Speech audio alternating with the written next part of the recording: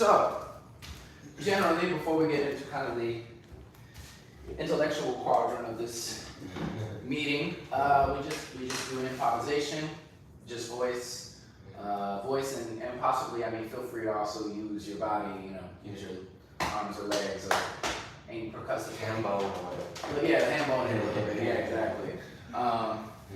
But yeah, let's just try it out. I'm just gonna start an idea and then add on to it as you feel appropriate. We'll see what happens. Yeah. Yeah? Yeah. Great.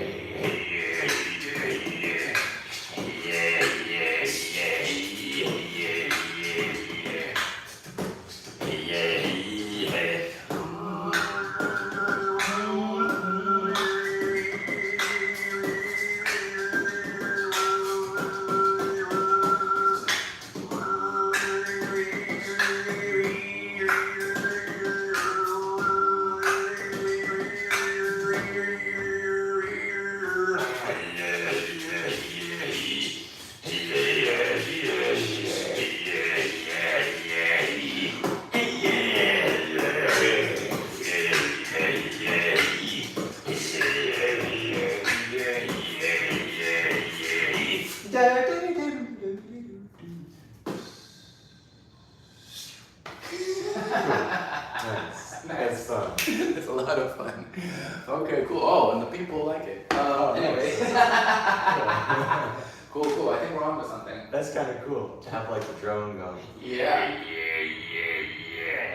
Yeah. Very nice. Okay, cool. So, all right. Cool.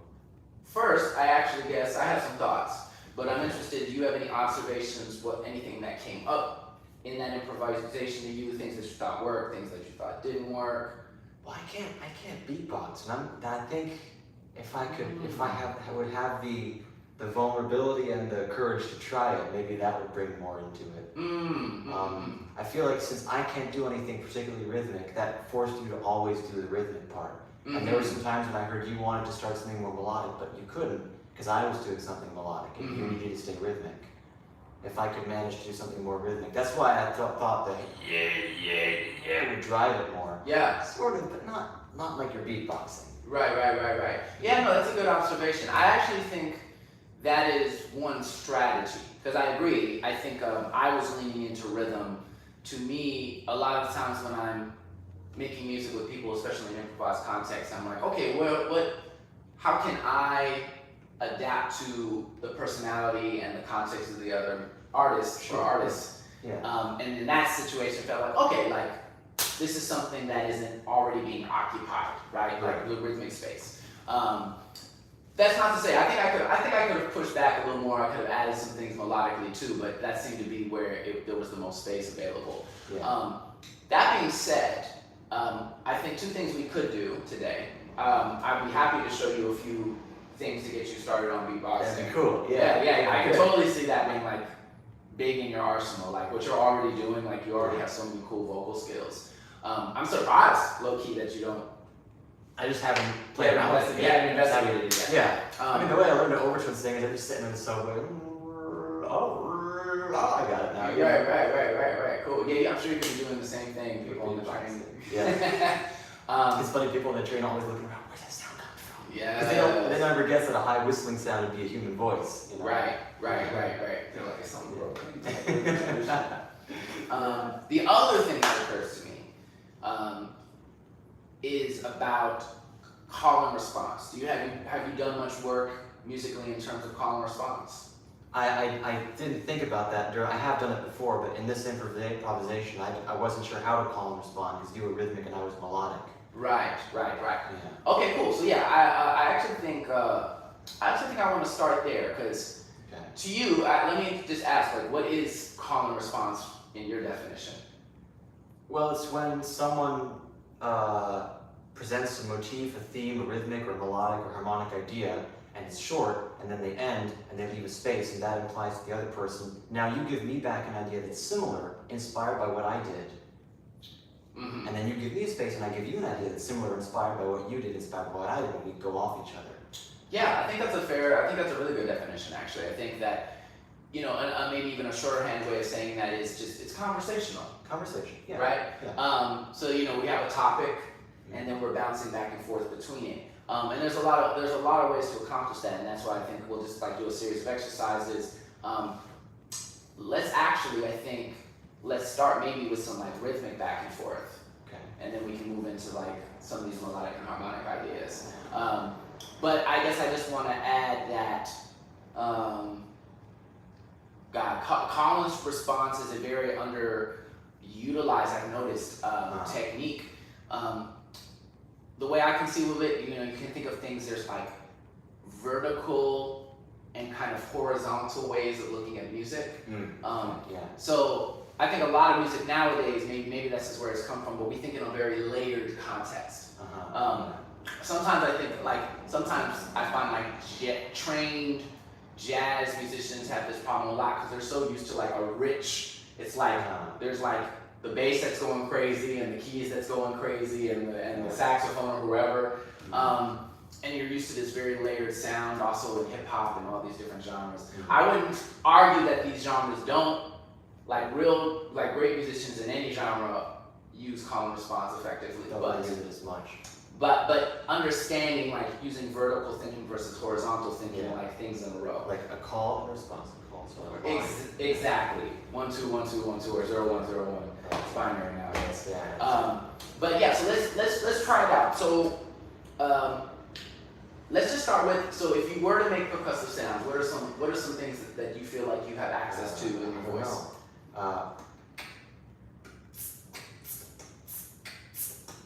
Yeah, you can beatbox. Yeah. Okay, cool. So you are just there. You had 3 to 4 sounds. I feel like you had a bass sound. Give me your bass sound. I guess my bass. Yeah. Or even as a tuba player, I could do. Exactly. Like that. Exactly. Yeah, you have you almost have access to a cleaner bass and then maybe a more distorted. You know what I mean? More like a blown out speaker sound. You know what I mean? Like that, yeah. Yeah, you're already. I feel like you already have the skills. You just got to put it together. Yeah. Exactly. Okay. So yeah, you got a bass sound. I heard a couple like a hi-hat or a shaker sound. Yeah, and then you have and a snare sound. Exactly. I don't know how to use that one, but it's kind of cool.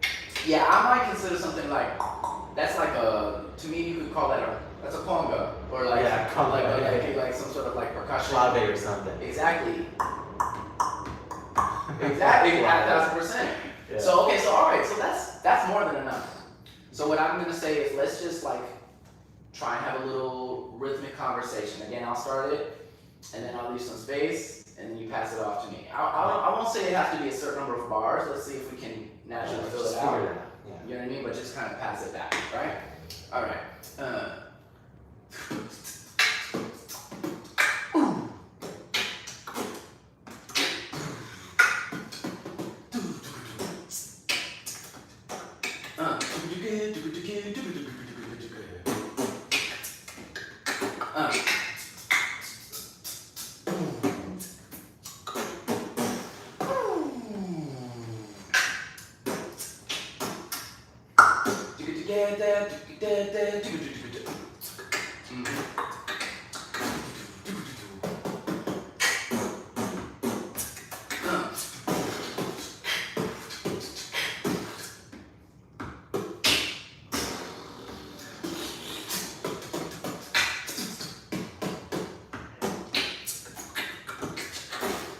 Okay, nice. I think we got the hang of that. Okay, cool. So no, you can beatbox. You just put a little more time into it. You can hone the sounds a little more, but it's there.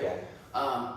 All right. So now here's what I would say. Let's. I was already sort of implying it, but why don't we try to do one where we are just moving more in more of a scat direction. More of a melodic and rhythmic direction. You know, Mixing the beatboxing sounds with some melody in the voice. Yes. Okay. Exactly. So that might go.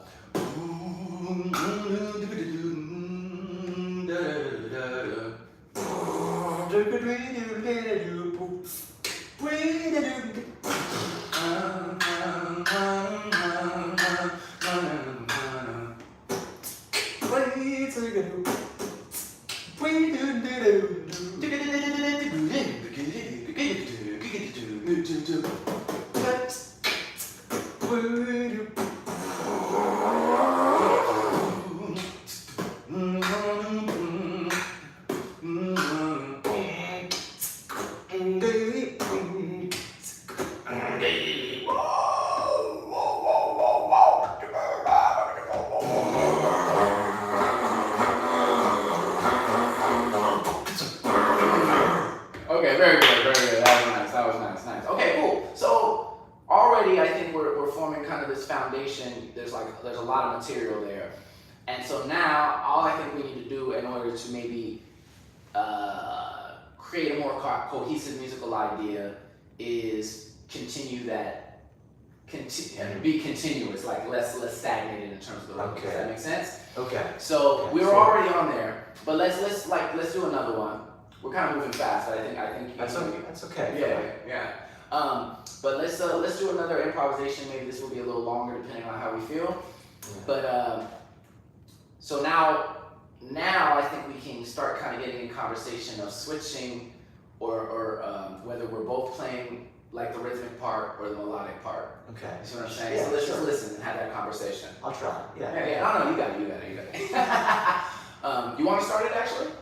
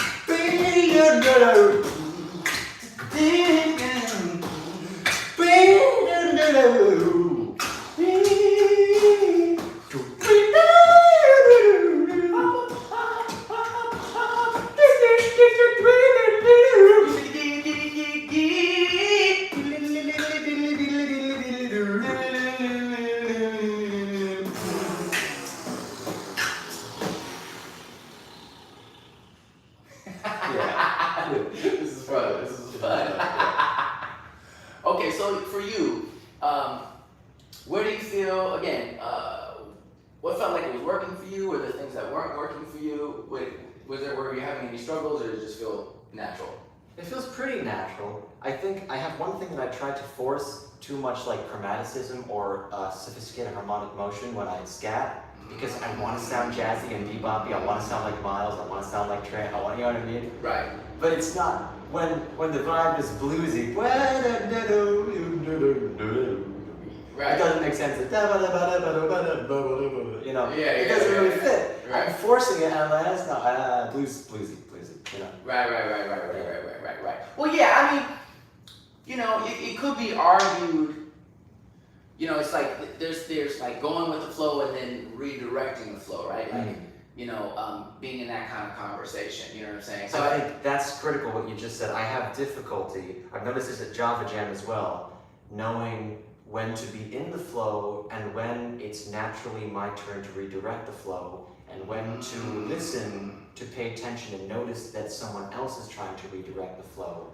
You know what I mean? Absolutely. No, and this is a deep topic. I actually love that this is coming up. So let me ask you this, and if you aren't already aware, I think you kind of saw online, but you know, I've been running jam sessions officially at least 10 years. This is the first time I met you, so far I Yeah. I haven't seen your other sessions, so I don't really know. Right. But I've been doing this for many years, both as a leader and also as a side person. You know, piano is what I'm actually most known for historically in New York City, as being a session musician and a piano player in hip hop, R&B, jazz context, funk, gospel. But that being said, just to give you context, you know, so we get into these conversations all the time. So a lot of times it's not a question of musical talent or skill. It's actually a lot about like strategy and mentally knowing the reasons why you do things versus another thing versus just vibing. Just doing it. Yeah, because sometimes if it works, you're like, great, but then it can come to a point where, maybe if you don't know why it's not working, you don't have any strategies to get out of it. And if it's $200 an hour for a studio, it kind of can't just work when it works. It has to work now. Right, absolutely. Yes, there's a finite reality capitalism has facilitated. So that being said, when you were saying like a Java Jam, which I guess maybe you can try this out later if you go. Yeah. What do you use? What are you thinking about when it's like, how do you decide whether to say anything versus switch to another thing? I guess what I use is when I feel like it's time. I'm a pretty high energy, impatient person. Mm-hmm. So when I think it's time to switch to another thing, wait 8 bars, and then it's time to switch to another thing. And usually that's pretty correct. Only sometimes within the next 8 bars, you hear that the person currently singing has a new idea they're going to develop. Now we have another 32 bars of this thing before we switch. Mm-hmm. So that's actually good that I wait, because it's like, I want to switch now. That means the average person wants to switch in 8 bars. but the next 8 bars are a time within which the person soloing might come up with another solo idea, and they might take another 32 bars, and you're like, okay, good thing I waited. Right. Because they got to come up with that motif, and then they got to develop that. That's not that I want to change, I just tend to think of a new thing. I don't sit in a vibe as long as the average person. You're right. So I tell myself 8 bars. You know? That's all I got so far. I don't know. No, that's a really good starting place, and I think that's a good strategy as well. But I would say I've experienced that. I think this is a common problem for musicians because we've almost overtrained. You could argue, like we've overtrained that muscle, right? Like on average, a musician who plays jazz or classical, or like your ear and your ability to hear ideas is faster than whatever, 90% of the population. Or you could say that your ability to think of a new idea and your desire to play it and hear how it sounds is faster than the group moves as a whole organism, as a whole unit. So like you're sitting there grooving in this one idea, but if you're a trained musician, you have 700,000 ideas vying for a place up here, and the next one wants to come out. Exactly. And so the question then to me becomes, well, what is the appropriate amount of restraint? Now for me, so this is what's interesting, because I would say at my whatever, I'm several hundred years old or whatever, so in my experience, I would say that I'm also a person who has a million ideas and stuff, but I've found I've always loved Miles for the space. I've always loved Wayne Shorter, or like some of my heroes are people who really respect and cultivate space. And what I find is we often as musicians rob ourselves of the richness of a musical moment because we're constantly switching ideas. It's kind of like, actually the example I usually use, it's kind of like relationships. Like I think a lot of our society in general fluctuates around like little hits, little moments. Especially these days, because we interact with technology so much. We're in a hyper-paced world of instant gratification. Absolutely. We've been trained to want it 5 minutes ago. We don't want it in an hour. We don't want it tomorrow. We don't want it to come in. We want 5 minutes ago. Because we're used to being able to have it. I mean, you think of the amount, maybe 400 or 500 times in a day, where small things that you want, I want to see it, I want to hear it, I want to read it, you can have it now. Exactly. Go, and I think that also is true of being in New York City. And unfortunately, I think it's even true of people, which is why I use that as an example, because I think that, everyone has 10,000 friends, but how much of them, are they really your friends? Are you really their friends? Especially in this city. I mean, I came from a little town upstate where everyone supported each other to all the way, because you have to, because when it snows and there's 6 feet of snow in the winter and you can't get out of your house, you trust that your neighbor will bring his plow over. You have to be friends. Exactly. But here, everyone has a million friends that they don't really give a shit. Right, exactly. And that's like, I've noticed the city phenomenon is fear of commitment, is basically what it is. And it results in musicians playing an idea. Yeah, that was great. Yeah, that was great, but I don't like it. I want the next one. Yes. And as soon as I have to be like, stop. Don't think of the next idea. This idea sucks. Okay, make it good. Yes. No, you're already on it, because that's exactly my point, is that we rob ourselves by not saying, yes, how do we make the best of what we have? Right. You know what I'm saying? So that is what I encourage, and even like, I thought what we were doing was really cool, but I think that we probably would have, it's my experience that it's like one of the most powerful musical tools that we don't often use in these contexts, which is like sitting still and almost letting the world shift around you. Yeah. As opposed to you having to be the force to make something else happen. And I also think it has the added benefit of, it's like more old school approach, which is like, if a drummer only does one fill in a song, that fill becomes very important. You know what I'm saying? And it hits different. You know what I'm saying? It has so much more impact. And I whatever. I'm a drummer too, and I understand, like, you want to chop, you want to but it's like at some point say, shut the fuck up. You just gotta just chill down. Exactly. And just, because then when you come up out of the texture and you do something unique, then everyone listens. Exactly. It's significant. It's almost like over seasoning your food. Like, totally. You know what I mean? You're just at a certain point, all you're tasting is hot. You're not tasting you're losing all of the nuance. Exactly. So that being said, because I'm all about like how can practical application.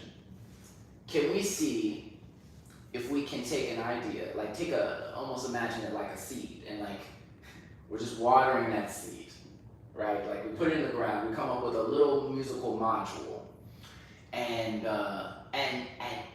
don't lose that seed. You see so what I'm by saying? the end of our 5, 8, 10, 20-minute improv, you can still detect the core of the idea. That's the idea. Okay. Right. Yes, and after, remind me if I forget, but I won't. That's me telling myself. But we should talk about targeting. We should talk about targeting and how that interacts with what we're doing. Okay, let's see. We'll keep it really simple. Dun, dun, dun, dun,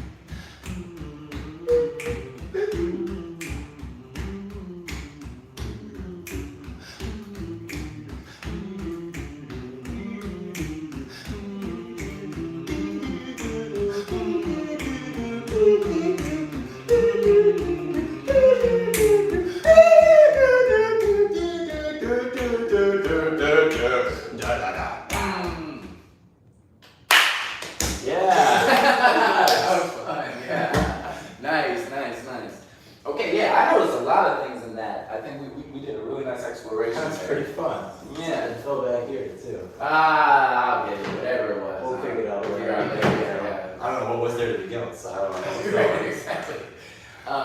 So yeah, what for you? What comes up for you like in that exploration? I think there are times when I have a melodic or rhythmic idea, but I don't express it clearly enough. And so I expect you to follow, but I haven't communicated to you clearly what to follow. And so, or it may be that you're occupied with trying to communicate your own idea to me. Right. While I'm simultaneously trying to communicate an idea to you, and both of us communicate the idea kind of half-assed. And so neither of us, we kind of meet in the middle. Right. I'm like, well, I don't know. Do you want me to do it right? You can do me, or you want right. you have it, but I have it, but you have it, but I don't. Right. You know? Right. Exactly. And yeah, and this honestly, I think this is like the real beauty and the challenge in like improvisation in a group context. And I guess that's why I'm advocating for what I think we did well, is we did hold on to that musical seed. Even sometimes we dropped it a little bit, but we always came back to it. Yeah. Right.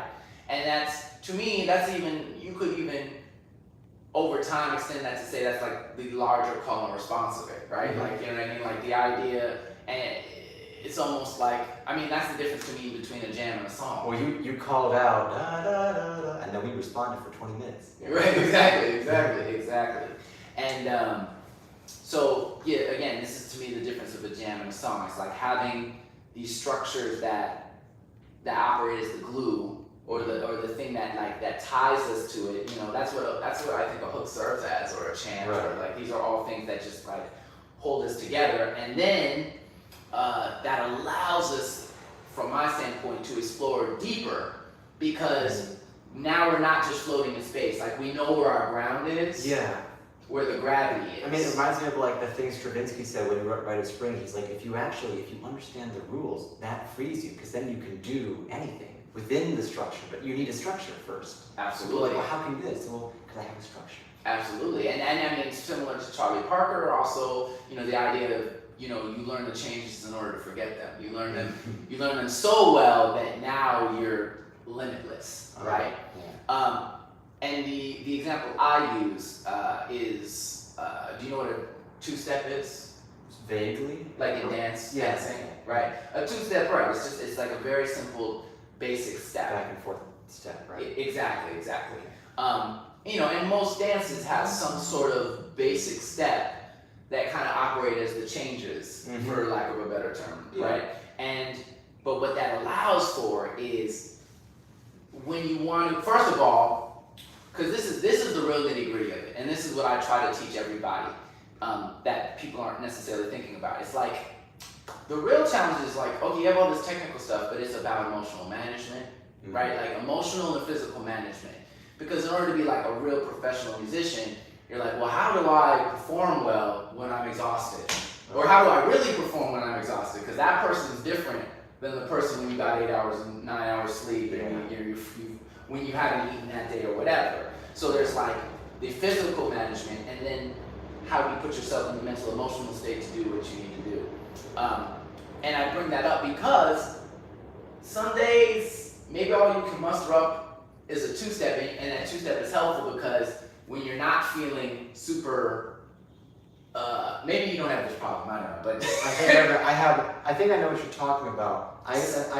Some days you're more able to be more ambitious than others. Yeah, totally. More ambitious, more creative. Some days you just feel like you're somehow tapped into the central nervous system of the universe and stuff's just coming. Some days it's just not coming. Like you're knocking and no one's answering.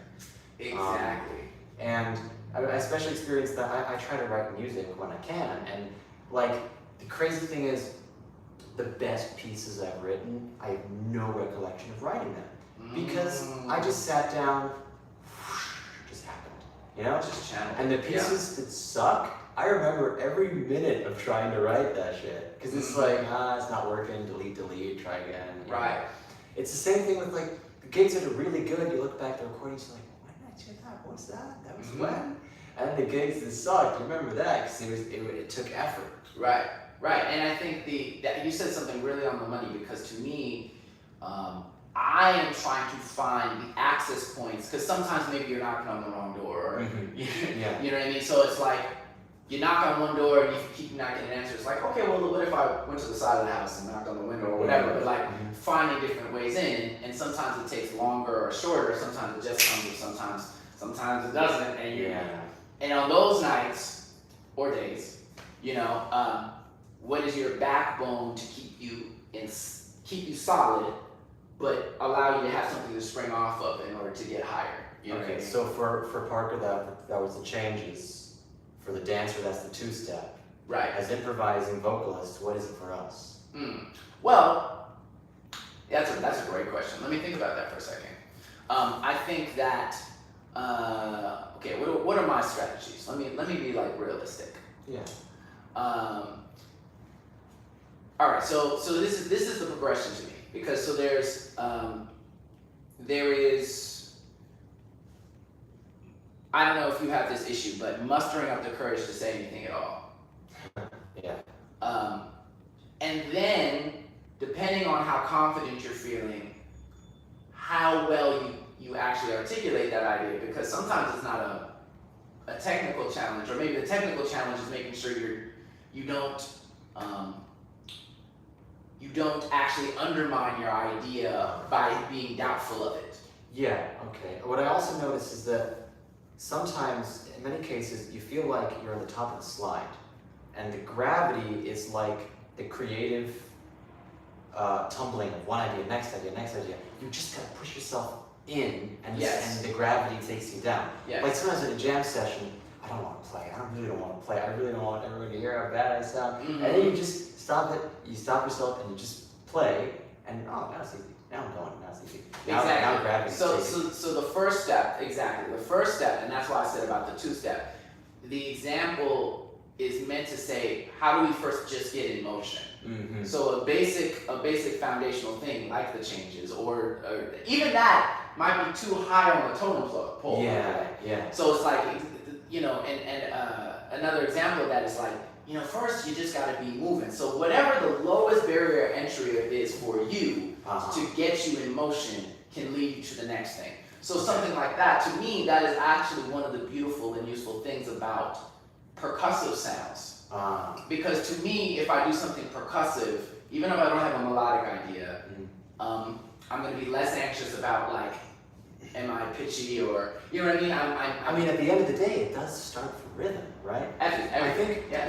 Was it Miles who said he was asked how do you? No. It was Dizzy who was asked how do you improvise, and he said I think of a rhythm and I put a note on it. Right? Yes, and I mean that is like one of the biggest hacks. I actually was going to bring up Dizzy because to me, so once we get past this part of like just being in motion. I actually heard this through Hal Galper, who's another jazz educator, and I can send you some videos. He's got some great stuff, especially if you're trying to do jazz. But he talked about how Dizzy told him, I believe, that most people think bebop is shoo-ba-dee-ba-dee-ba-dee-ba-dee-ba-dee-da, but what it really is shoo-ba-dee-ba-dee-ba-dee-ba-dee-da. And the implication is that the way he's hearing it in his head, it's not a whisper. It's huge. It's huge. It's the whole world. Yes, and it's very defined. It's not wiggly. It's like, this is what it is, and that changes how he plays it. Right? How he thinks of it changes how he plays it. So I guess the idea is, what a lot of people are saying in different ways is, in order to do that at all, you have to be totally confident in what you're doing.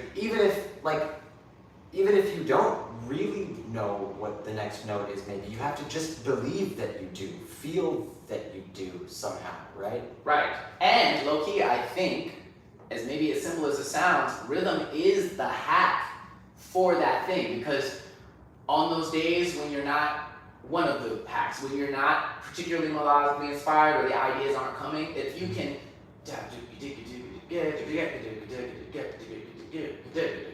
and you have your hands in motion or you have your voice in motion, now it might be out.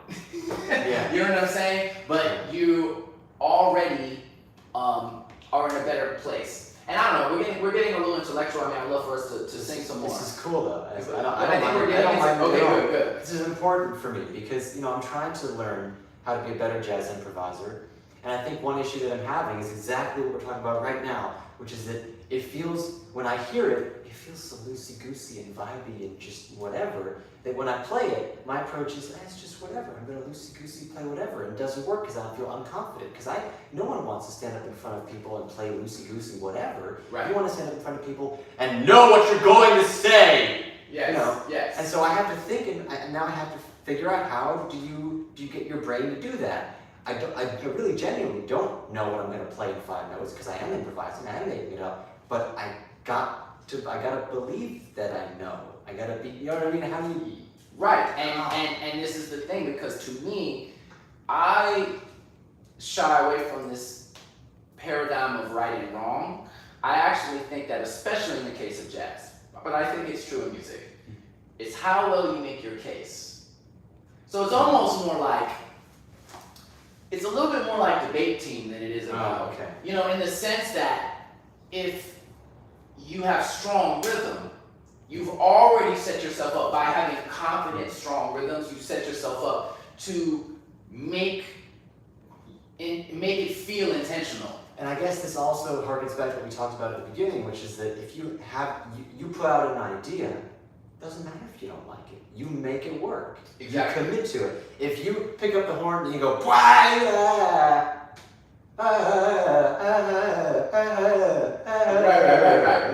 Then you go with it. Yes. And Miles talks about this too. It's right, like what makes the note you played work or not work is the next step. Yeah. It's all about the context. It's actually about, again, if you're dancing and you stumble, it's what do you do? And now you do a spin move or whatever. But that to me is jazz. That to me is actually taking the discomfort and then making something out of that moment. Mm-hmm. God, I could go so deep into this. I could listen as long as you want to. Okay, cool. No, this is fun discussion. I think one other person. So I got to send you some stuff from Galhauper. Another person that is worth discussing. I talk about his life is Kenny Werner. Are you familiar with him? I haven't listened to much though. Okay, cool. I know, but you're familiar. You've heard the name. Yeah.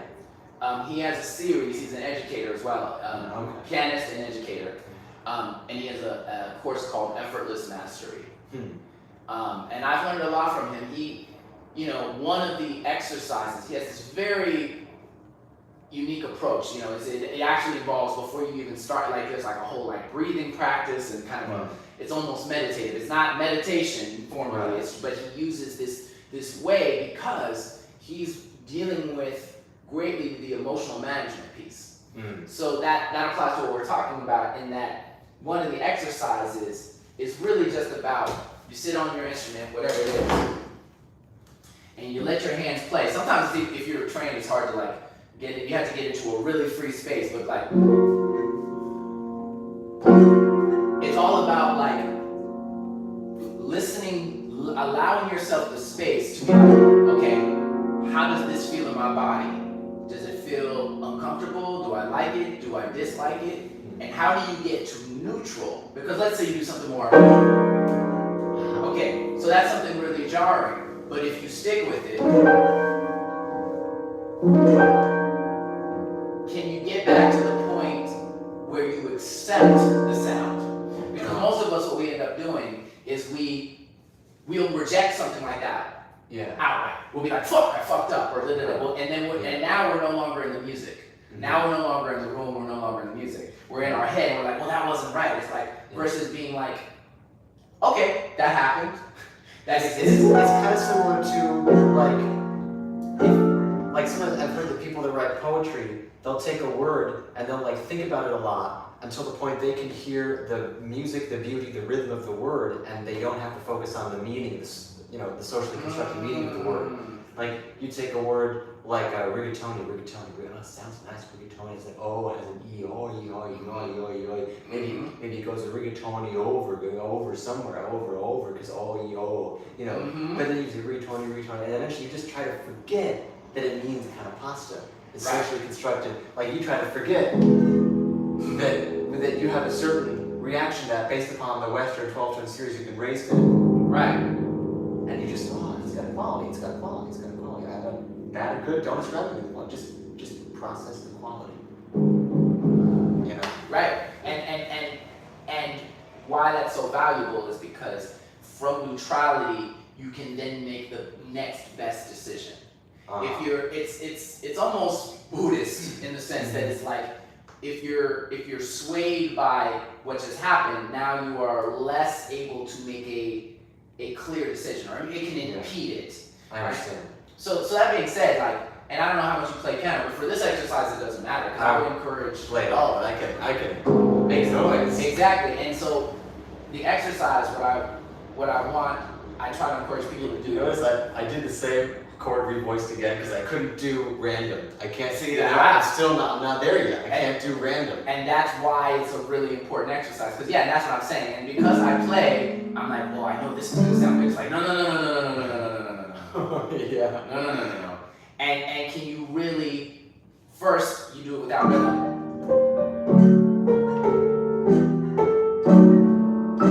Like really see if you can be free. And then I actually encourage the exercises like play the true chromatic scale. So play anything and then, but just really let it be rhythmic, like really approach it like a drum. Okay. You know what I mean? Right?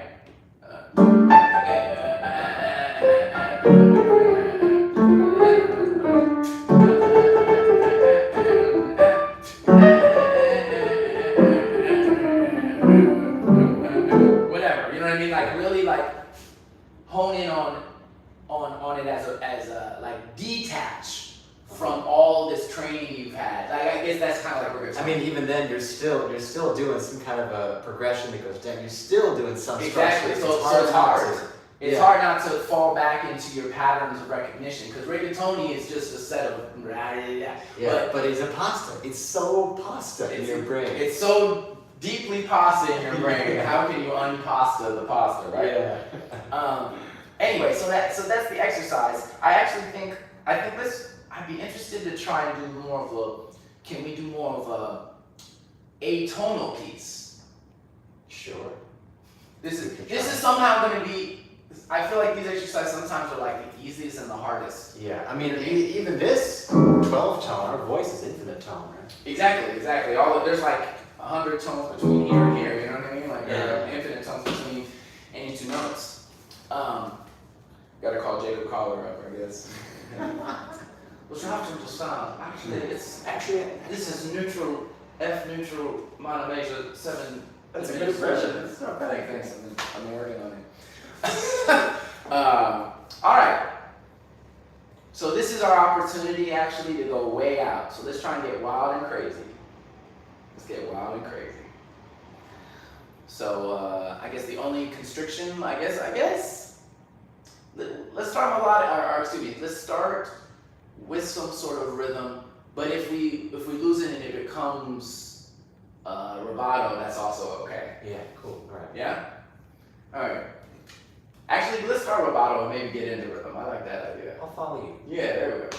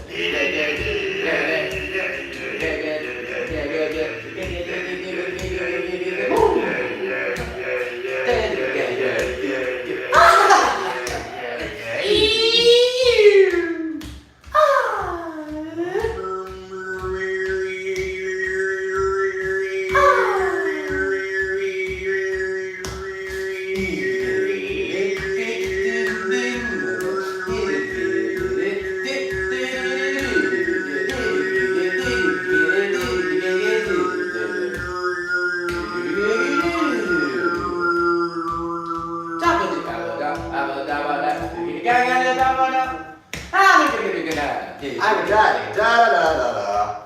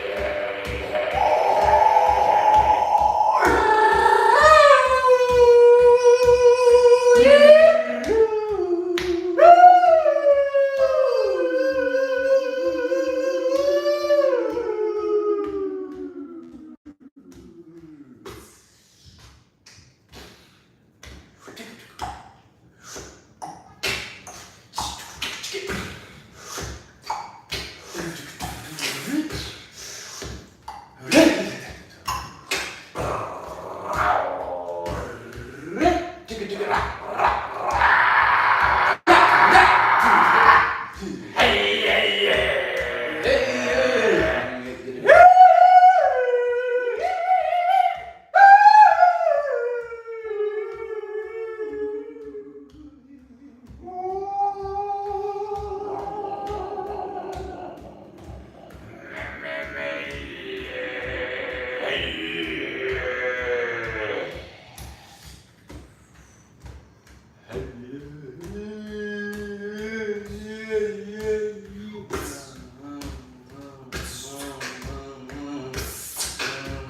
Yeah.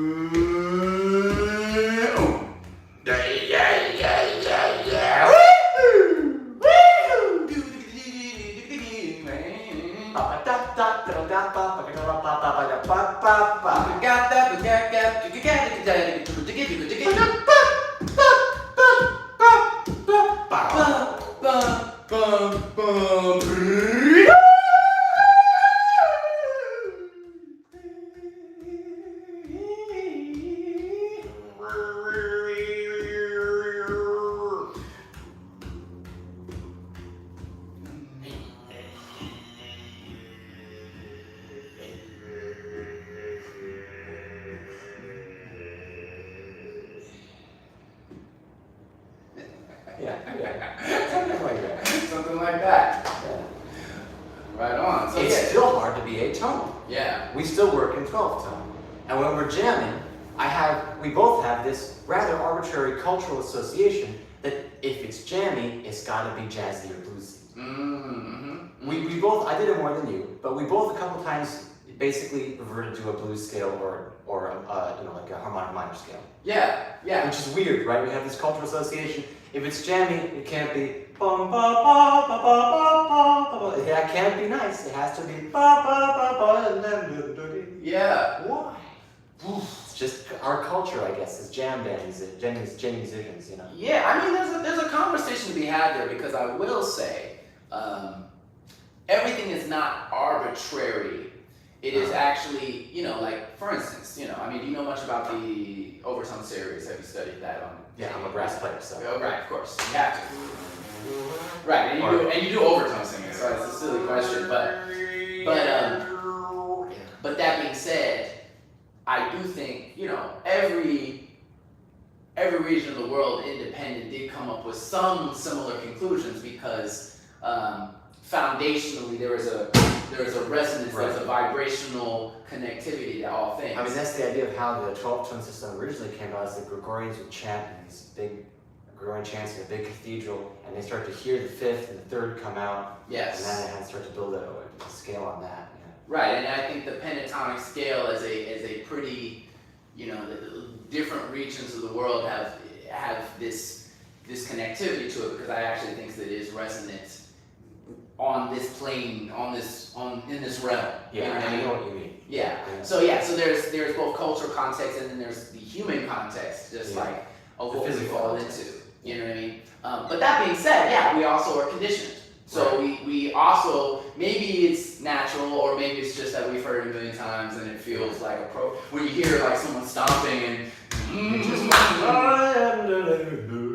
just assume that's where you're supposed to go. Yeah. So anyway, so I think that was a great exercise. I actually want to do it more, but encouraging just breaking ourselves out of these patterns because you actually have to work at it. Yeah. And to me, what it also reveals is because sometimes it allows to put things in isolation. Like I was still hearing call and response from us. I was hearing some motif development. Mm-hmm. These things still exist. Even without any harmonic or rhythmic content. Exactly. Yeah. Exactly. I don't know if you've ever studied or listened much to like Ornette Coleman or free jazz as Not at all. thing. Oh, okay. I think you'd be really interested because the misconception of free jazz is that it's anything. But there are still like guidelines and defining structures that made it something versus just anything. People are all pointing to something and saying, I like that something. So it must be something, right? Yes. And so but it's really interesting. Like, he would structure the music around maybe just like one idea. Like, okay, we all have this one melodic idea. Again, it's like a seed. Yeah. But then everything else in between, like, whatever you harmonize, it can get very, very strange, Can I interrupt you? Is there a way, can I drink a glass of water? Oh, absolutely. There's water right there. Yeah. We're really using our voices here. Yeah, I'm super thirsty. I'm just curious. And people are in the chat kind of low-key talking to us. People are like, hi, hello. Hi, hello. Hello, my name is Barack. I'm nice to meet you. Oh yeah, and Juzu, the homie Juzu, he comes sometimes. He said premium content. I think so. I think this one's good. Yeah, it's a good session. This is like a podcast with you. So let me just check the time just to see where we're at. Okay, Podcast debut here. Yeah. Congratulations. You've ascended or descended, depending on what you're talking about. Yeah. But okay, cool. So these are some of the tools. I actually think, and I think if the next time we jam, I'd like to explore this in a more detailed context. But I think we've kind of tackled most of the order. Okay. But to me, right, like you have this rhythmic context, and now you're adding like melodic and harmonic richness even to it. The exploration of like falling away from all of that. But then the last piece of it, which actually I guess you addressed with rigatoni in a way, but do you find yourself improvising much with words, or do you stay away from that? I've never done it. Really? Never done it with words. Interesting. Okay. Does it just not interest you, or you just never thought about it? I never thought about it. Okay. I never had a reason to do it. Mm. I mean, when you're trained classically, you have no idea how ridiculous this all, in a way, you would never put yourself in this situation. But I did, because I thought, well, I'm here, let's see what this is. It's really cool, but I've never done anything. I'm not saying I personally find it ridiculous. I'm saying I come from a musical background where there's a stigma against being free and creative without any social constraint. Yeah. So I haven't done anything like that. So, well then I guess, this seems like a strange question, but what's your opinion on words? I think words are awesome. I like learning languages. That's why I learn different languages. Yeah, that's why I studied some throat-singing when I was in China, because I was there to learn Chinese, and I like languages. I like words a lot. Yeah, I think words have a lot of beauty. Absolutely, and it's funny to me because I find a lot of musicians either disregard. We're so obsessed with tones oftentimes that a lot of people don't spend a lot of time investigating words, but they're such a powerful piece of our arsenal. Whether you sing or not, without going too deep in this rabbit hole, the difference between, like, for instance, let's say Autumn Leaves, for example, whatever. If you know the lyrics, it completely can change or inform how you play it. Yeah, I mean, you can almost hear immediately when a player of a melodic single voice instrument, like a trumpet, sax, or whatever, whether they know the words to the tune they're playing. Absolutely. You can hear it. And I need more water, sorry. Yeah, no, take as much as you'd like. But I also think because now you can ask yourself by knowing the lyrics. Here? Yeah, feel free. What Yeah, is go for here? it. Oh, there's a yummy thing. Oh, this is yummy. Okay. Yeah, there you I'm go. gonna have a yummy. Yeah, have a yummy. Okay. Because you can ask yourself different questions. Oh, it didn't. Oh, this one, I guess it had a messed up. Don't hurt yourself. You okay? All right, good. But the point is, you can ask yourself different questions. If these autumn leaves. So if the phrase falls on leaves, whatever. Whatever.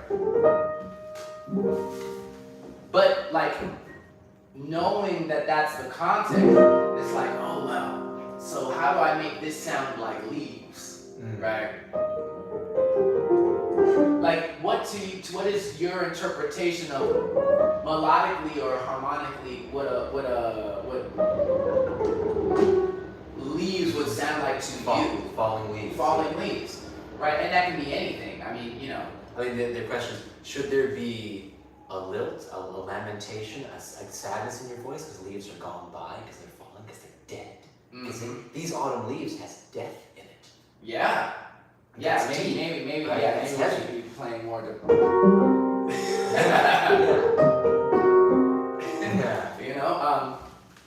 and that to me is one of the just beauties of like this expression that sometimes I feel is underutilized, right? Yeah, I think this is interesting to me. I know it's maybe out of left field, but at Java Jam, listening to people freestyle rap, I can't even wrap my head around doing that at all. I've never even thought about, I have no idea how you could possibly think of words and rhymes and ideas that freely. Because I never thought about words. Right. Yeah. Right. Well, so you're making me think. yeah, and I actually think that's what I'm saying. I think we can like chew on it a little bit, and then maybe next time we can get a little deeper into the exploration. But I'm a freestyle rapper. Like Nori's, that's my good buddy. Nori's so cool, man. Nori's He's amazing. the shit. Shout out Nori. Yeah. But there's the way I look at it is like, and sort of what we explore here is like, okay, how do we generate content? Because that's kind of what you're talking about. When you're saying like, how do I come up with rhymes? How do I come up with concept? Like there are different tools, mechanisms that allow you to do that. But then there's also taking a word or a series of words and then examining it for the sound of it, which I think is more rigatoni. Now we're back into the rigatoni conversation. Yeah. So I feel like what I'd love to end on, and maybe chat about it a little bit, is what if we did an improvisation, but I want us to try and allow words to pop out and see if we can insert, if new words come to us as we develop this thing. I feel like it can start to, a theme can start to blossom. Honestly, I like that word as a starting place. Words for the sake of the sound, or the meaning. Right. Okay. Right. Or the meaning.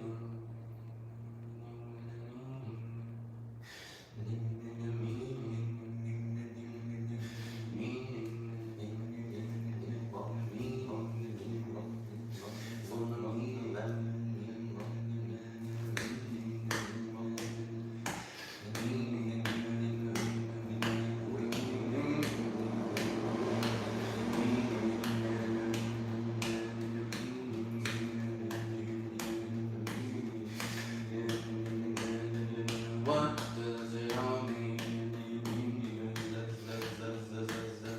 What does it all mean? What does it all mean? What does it all mean?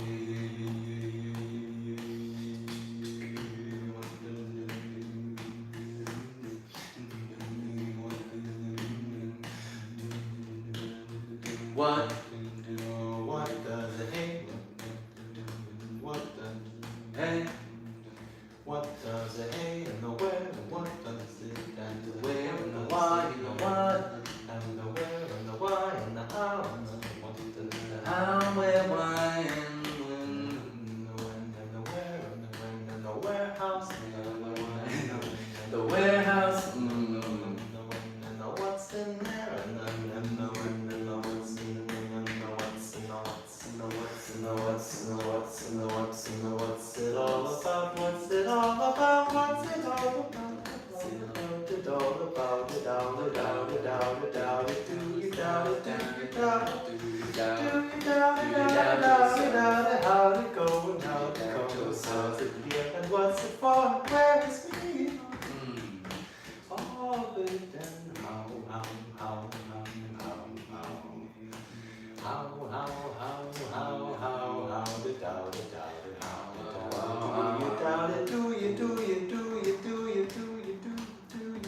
do you want to make do you wanna go to lunch? Do you wanna go to lunch? Do you wanna go to lunch? Do you wanna go to lunch?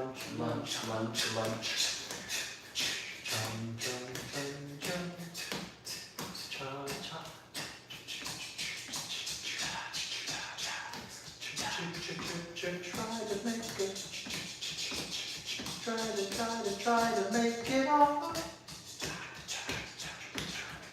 Try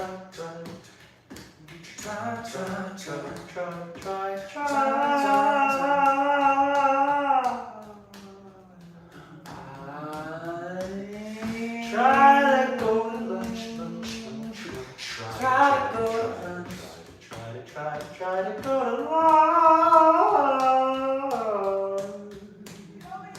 lunch. Launch it in space. 9. Launch it in space. 4. Launch it in space. Gonna try to go.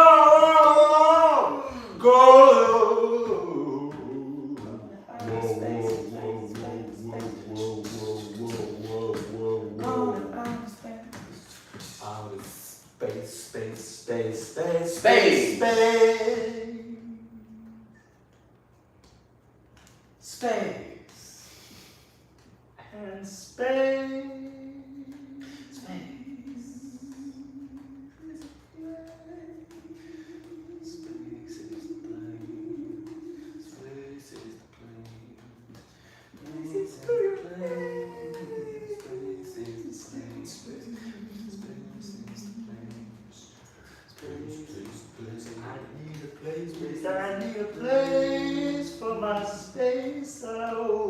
my space.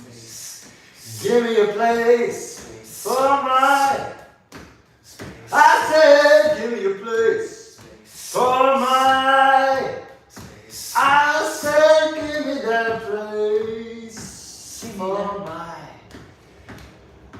For my, oh my, oh my. Oh,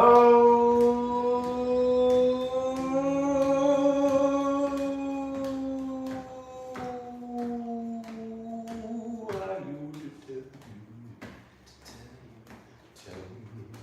tell me everything, please. I need a place. I need a. I need a.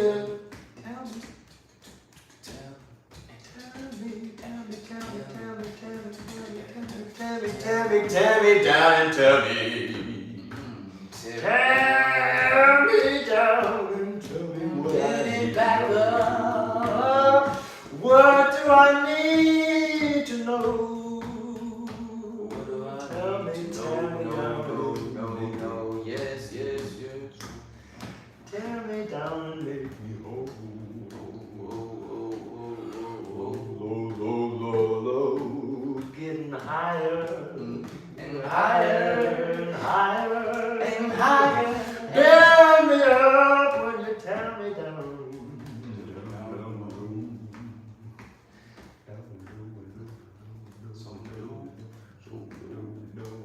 No, alone. Who is there in space?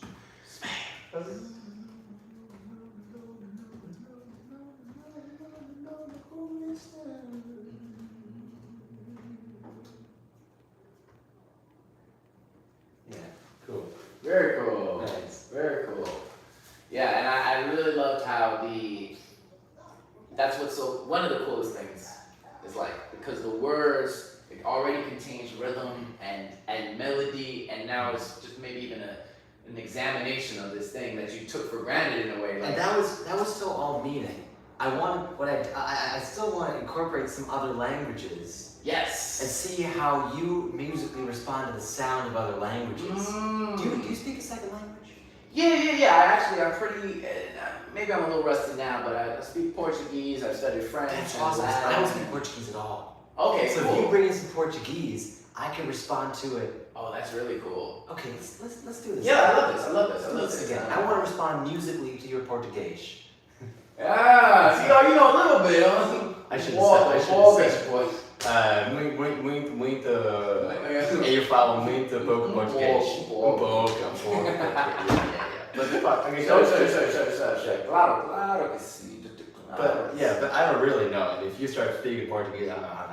You You That's speak, the point. So you speak Chinese, anything else? I like German. Okay, yeah, I don't know anything about I those. did my 10th grade in German, so I know. Oh, very cool. Okay, yeah. No, this is fun. Let's do it. Okay, I had a phrase that I was like, claro que sim, claro que sim, claro que sim, claro que sim, claro que sim, claro que sim, claro que sim, claro que sim, claro que sim, claro que sim, claro que sim,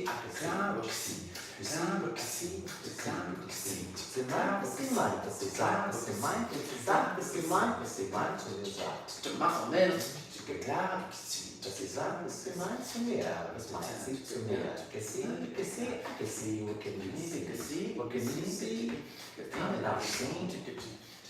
我看得到，你是否看得到？你是否看得到？你是否看得到？如果看得到，你跟我说你好。如果看得到，你跟我说你好。有多好？是否我看得到？你瞧得见，我看得比你有。我确实不是想正的，我确实不是想着让你像不像你？我的意思，我的意见，觉得你的意见，比如我的意见有什么好处？你觉得？你说吧，你说吧，说吧，你说吧，说吧，就说吧喽，说吧，说吧 ，tell me， 说吧，dizer， tell me， muito dizer， tell me， 说吧，我想听你说的话。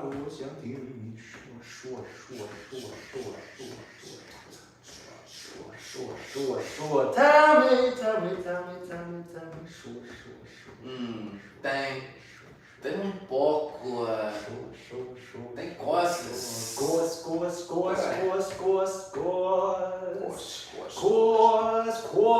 扩大我的声音，扩大。Dá um pouco de tempo. 我破你的房。Fala muito bem, exatamente. 我破你家门，你本来是谁？我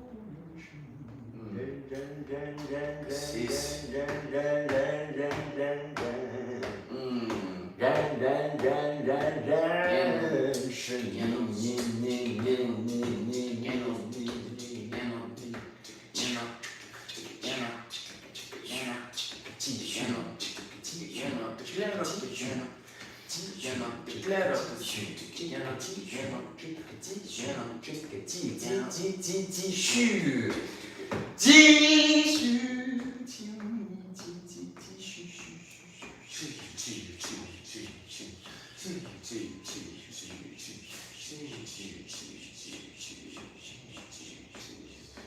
Esse é o momento.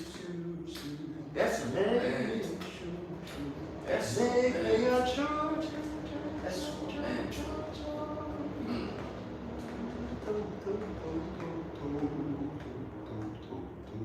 Não é tão difícil. Time was in the desert, and time was in my heart. Time was in the desert. I never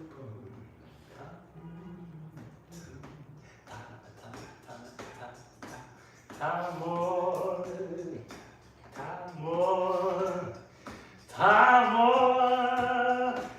天还很远离这儿，但是梦想早已，情海就在那儿，情海就在那儿，那儿 where？ 在那儿 there？ 在那儿 Eu vou nadar. Eu vou nadar.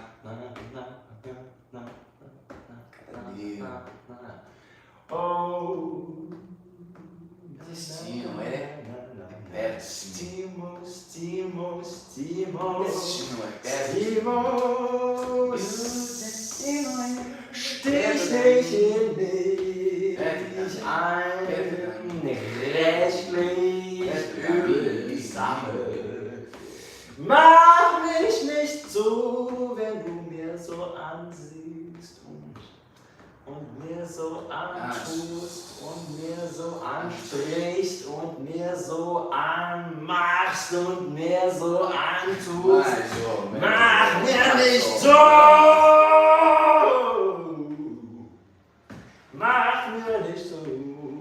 Wenn du willst, dass ich dich noch liebe, warum sagst du so zu mir?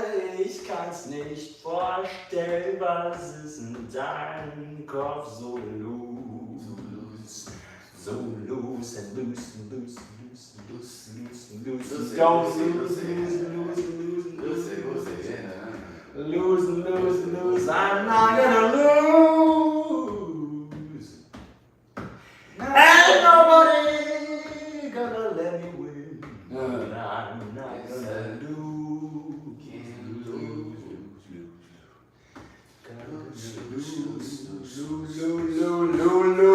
我在路上，在我同路的人，他要跟我同年，朝我前面同路的人，要我跟着走。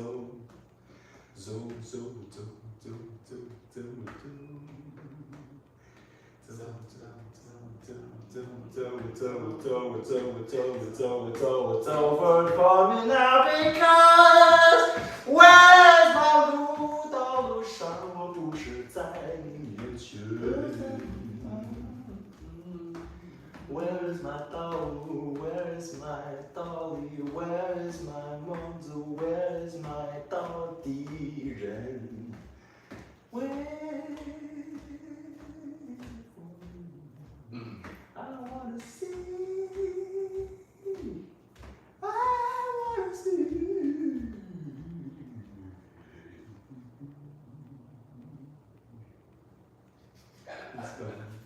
Very cool. I kind of was letting you rock. I was like, wow, you had so many ideas. You was killing it. I have this secret like idea internally that I think rapping bilingually in English and Chinese would be so cool, and I don't know, it's so stupid and weird that I can't bear to let myself try it, but I felt like in this environment with you I could try it. Yeah, and I loved it. I mean, that was so cool. And I think I'll give you one hack. I'll leave you this one little hack because I think the first step that most people do when they're learning to freestyle rapping is, you deal with end rhymes. So end rhymes, time, mime, bind, combine, find, right? There are a whole score of other tools, but one thing I think is a good way to start with bilingual, especially because like that's what can be challenging, like only rapping in Spanish or only you don't realize how much in your native language you have access to so many synonyms basically. Yeah, synonyms or even just sounds. You know what each of these sounds represent because you have such a large vocabulary, thousands and thousands of words. You maybe have 20 ways of saying the same thing, you know what I'm saying? But the going back and forth can make it a good way of starting to interject and even like learn a language, right? So it's like, so synonyms is a perfect example, right? So if you're, let's say, let me give you an example. I got rhymes ample. Let me raise up the amplitude. My latitude and longitude on the map with the rhymes back at you. Yeah, see what I'm saying? Well, see, that's why having Chinese at my disposal works so well, because then it's like, I had to lose, and I want to, my idea in my head is, where is my way, where's my road? Where is my road, way? No. Lu, my road in Chinese, my lu. Lu and lose, now I get a rhyme if I use Chinese. Exactly. Or if you have any other language available. Exactly, and then you can mix and match. You know some German, you know some, and that's sort of interesting too, because I think like sometimes the unintelligible bits for someone who doesn't know the language makes it all more compelling. Sometimes. Yeah, it forces them to focus on the beauty of the sound, of music, and not the meaning of the words. And you can kind of flow in and out of that. It's a really cool exploration. That's cool. Yeah. All right, well, I think that's a good place to end today. I think we could go forever, honestly. Awesome. Dude, this is so much fun. Yeah, this was a lot of fun. And I think it's kind of cool that we got to zone in, because like I said, usually there's more people, but we got to really go deep on this shit. That was awesome. Very cool. Thank you again. All right, I'm going to turn this off. Going on in the chat here. People saying stuff. Yeah, they've just been, I think, just enjoying it or whatever. At one point, we had a bunch of people in here. Now we just have a few people watching, but yeah. All right, y'all. All right. Like and sub. Peace. Peace.